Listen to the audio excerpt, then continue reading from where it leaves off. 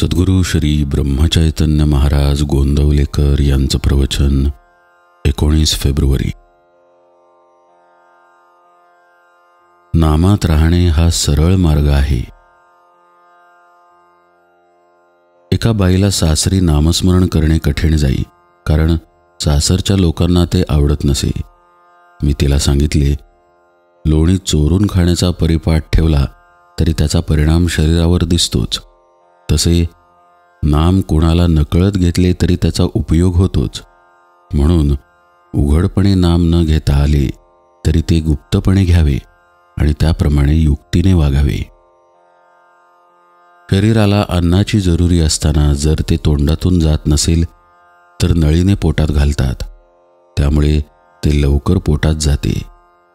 तसे भावनेच्या नळीने नाम घेतले तर ते फार लवकर काम करते. एक मनुष्य बैलगाडीतून जाताना रस्त्यामध्ये पडलेला होता. एका सज्जन माणसाने त्याला उचलून आपल्या घरी आणले आणि त्याच्यावर उपचार केले. तसे आपण भगवंताच्या नामात पडून राहावे. त्यात राहिले की कुणीतरी संत भेटतो आणि आपले काम करतो.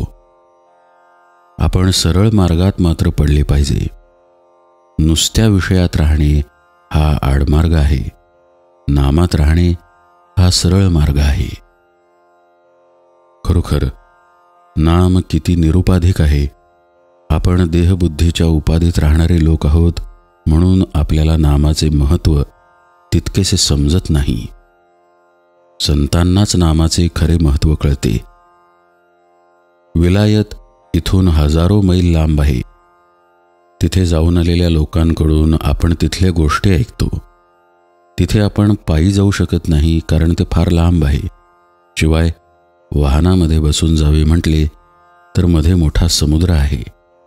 तेव्हा पायाला श्रम न होऊ देता, आपल्याला बुडू न देता, समुद्राचे पाणी पायाला न लागता समुद्र पार नेणारी जशी आगबोट आहे, त्याचप्रमाणे भगवंताकडे पोहोचवणारे त्याचे नाम आहे.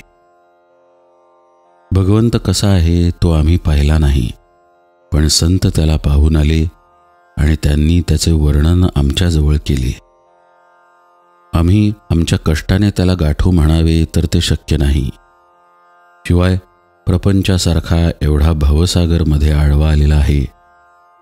अशा परिस्थितीमध्ये आपण नाम घट्ट धरले तर सुखाने भगवंतापर्यंत जाऊन पोहोचू. व्यवहारामध्ये जशी एकाच माणसाला अनेक नावे असतात, तो त्यापैकी कोणत्याही नावाला ओ देतो, तसे कोणत्याही नावाने हाक मारली तरी एकच भगवंत ओ देतो.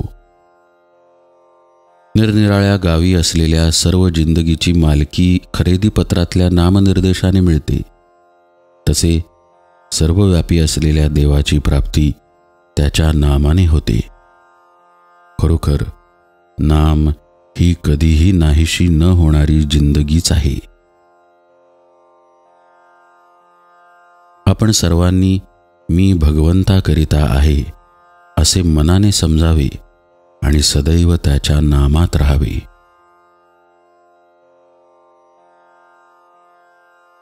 जानकी जीवन स्मरण जय जय राम.